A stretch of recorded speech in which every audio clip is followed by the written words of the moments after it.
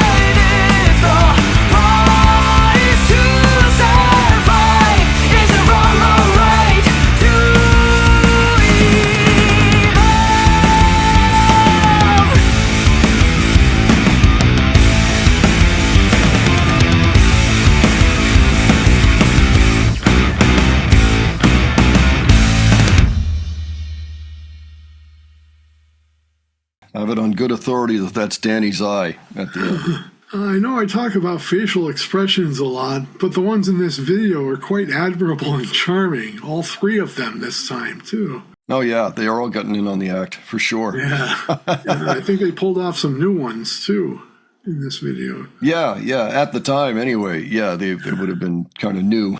Love the way that it looked and sounded. I don't hear the studio album version that often because we're listening to live versions so often, But it sounded great. Everywhere I looked, there was a phone. Yeah, that's one thing I noticed. Interesting, they started with the white motif and then it suddenly went red around the time of Pow's scream. They didn't focus enough on Pow when she was doing that scream either, I think.